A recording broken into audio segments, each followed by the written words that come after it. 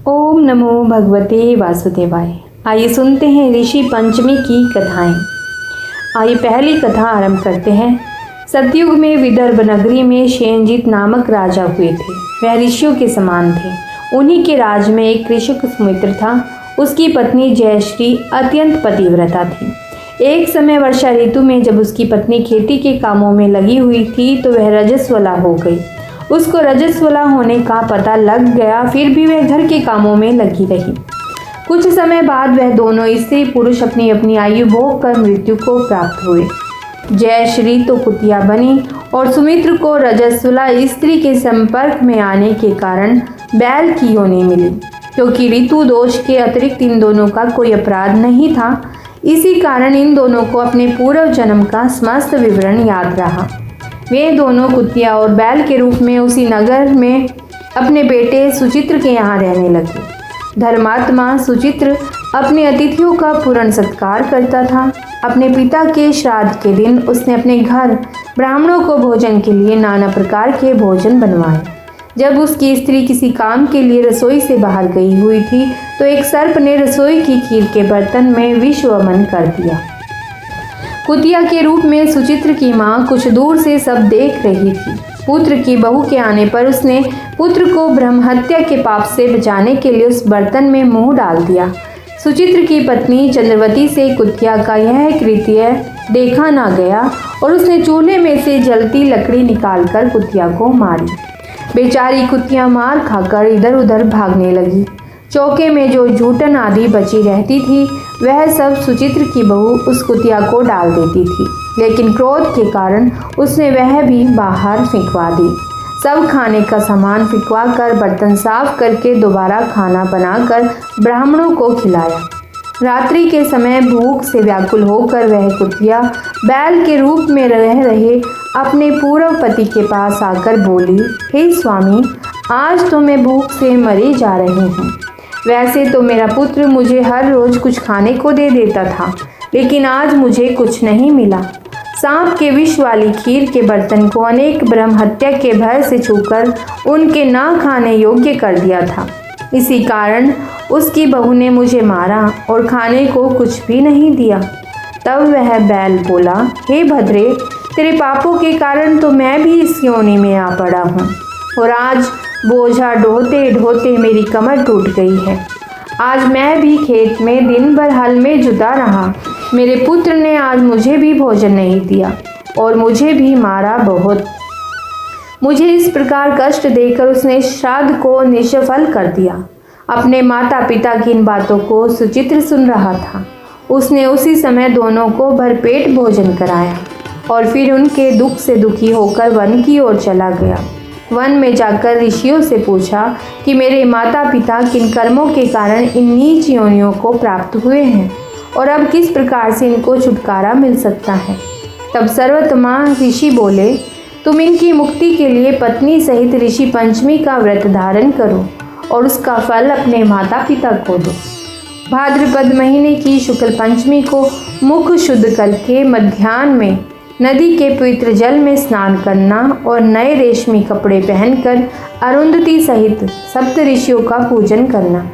इतना सुनकर सुचित्र अपने घर लौट आया और अपनी पत्नी सहित विधि विधान से पूजन व्रत किया। उसके पुण्य से माता पिता दोनों पशु योनियों से छूट गए। इसीलिए जो महिला श्रद्धापूर्वक ऋषि पंचमी का व्रत करती है वह समस्त सांसारिक सुखों को भोगकर बैकुंठ को जाती है। आइए सुनते हैं ऋषि पंचमी की दूसरी कथा। विदर्भ देश में उन्तक नाम का एक सदाचारी ब्राह्मण रहता था। उसकी पत्नी बड़ी पतिव्रता थी जिसका नाम सुशीला था। उस ब्राह्मण के एक पुत्र था, एक पुत्री, 2 संतानें थी। विवाह योग्य होने पर उसने समान कुलशील वर के साथ कन्या का विवाह कर दिया। दैवयोग से कुछ दिनों बाद वह विधवा हो गई। दुखी ब्राह्मण दंपत्ति कन्या सहित गंगा तट पर कुटिया बनाकर रहने लगे। एक दिन ब्राह्मण कन्या सो रही थी कि उसका शरीर कीड़ों से भर गया। कन्या ने सारी बात माँ से कही। माँ ने पति से सब कहते हुए पूछा, प्राणनाथ, मेरी साध्वी कन्या की यह गति होने का क्या कारण है?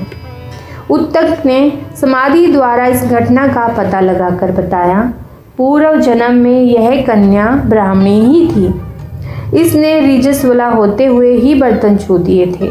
इस जन्म में भी इसने लोगों की देखा देखी ऋषि पंचमी का व्रत नहीं किया, इसीलिए इसके शरीर में कीड़े पड़े हैं।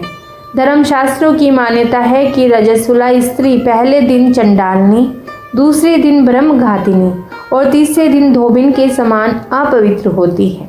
वह चौथे दिन स्नान करके शुद्ध होती है। यदि यह शुद्ध मन से अब भी ऋषि पंचमी का व्रत करे तो इसके सारे दुख दूर हो जाएंगे और अगले जन्म में अटल सौभाग्य प्राप्त करेगी। पिता की आज्ञा से पुत्री ने विधि पूर्वक ऋषि पंचमी का व्रत और पूजन किया। व्रत के प्रभाव से वह सारे दुखों से मुक्त हो गई। अगले जन्म में उसे अटल सौभाग्य सहित अक्षय सुखों का भोग मिला। जय हो ऋषि पंचमी व्रत की। आइए सुनते हैं ऋषि पंचमी व्रत की तीसरी कथा। एक बार संतान प्राप्ति के लिए ब्राह्मण और ब्राह्मणी सप्तऋषि का व्रत किया करते थे और जब उन्हें संतान के रूप में बेटी की प्राप्ति हुई तो वह उसे भी यह व्रत कराने लग गए। इसके बाद उन्होंने उसकी शादी भी ऐसे आदमी से की जो उनके घर में घर जमाई बनकर रहे। दोनों ससुर दामाद एक साथ खेती का काम करने लग गए। ब्राह्मण ने ब्राह्मणी से बोल दिया कि तू मेरे लिए खीर लाया कर और जमाई के लिए राबड़ी। ब्राह्मणी भी ऐसा ही करने लगी। जब एक दिन ब्राह्मण को काम की वजह से बाहर जाना पड़ा तो ब्राह्मणी खाना लेकर आई और जमाई से बोली कि एक हांडी में खाना आपके ससुर का और दूसरी में आपका है। यह सुनकर जमाई ने सोचा कि ऐसा ससुर के लिए क्या लाई है जो ये बात बोल के गई है कि यह आपका और ये आपके ससुर का है। जमाई ने ससुर की हांडी खोलकर देखी तो खीर को देखकर उसका मन ललचाने लगा और उसने खीर खा ली। जब ब्राह्मण आया और उसने पाया कि खीर जमाई ने खा ली है तो उसने गुस्से में आकर कुल्हाड़ी से जमाई के 7 टुकड़े कर दिए और उन्हें 7 अलग अलग जगह पर छिपा दिया। ब्राह्मण की बेटी का पति 3 दिन से घर नहीं आया तो सप्तऋषियों ने सोचा कि इसका व्रत खुलवाना जरूरी है। इसके लिए उन्होंने 7 अलग अलग जानवरों का वेश बनाया और उसके टुकड़ों को ढूंढकर उसे जीवित किया और उसे बता भी दिया कि तुम्हें अपना सास ससुर के साथ नहीं रहना चाहिए। उसने ऐसा ही किया। वह अपने सास ससुर से अलग रहने लग गए। ये सब उसकी पत्नी के व्रत करने के प्रताप से ही संभव हो सका था। ऋषि पंचमी के दिन यदि आप इन मंत्रों का उच्चारण कर पाएं तो शुभ फलदायी होगा। अन्यथा इस मंत्र को आप सफ़ेद कागज पर पीले रंग से लिखकर घर के मुख्य द्वार पर अंदर की तरफ लगा सकते हैं। यह मंत्र घर में रह रहे लोगों के मन और बुद्धि में आध्यात्मिकता बनाने में सफल होगा। अगर आपसे अनजाने किसी ऋषि मुनि ब्राह्मण के लिए कोई अपशब्द या भूल से अपमान हुआ है तो उससे लगे कार्मिक दोष को मिटाने के लिए भी यह मंत्र सहायक होगा। यह मंत्र इस प्रकार से है। कश्यप अत्रि भरद्वाजो विश्वामित्रोऽथ गौतमः जमदग्निर्वसिष्ठश्च सप्तैते ऋषयः समृतः दहन्तु पापं मे सर्वं गृह्णन्तं वार्घ्यं नमो नमः।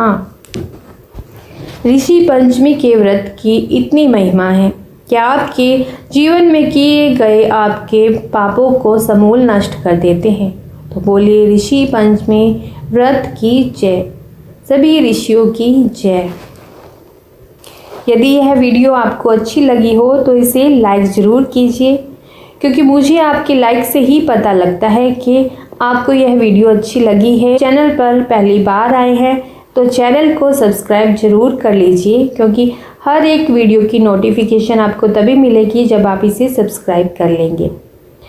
और यदि आप किसी और ग्रंथ के बारे में या किसी पुराण के विषय में कुछ सुनना चाहते हैं तो आप मुझे कमेंट बॉक्स में कमेंट करके भी कह सकते हैं। धन्यवाद।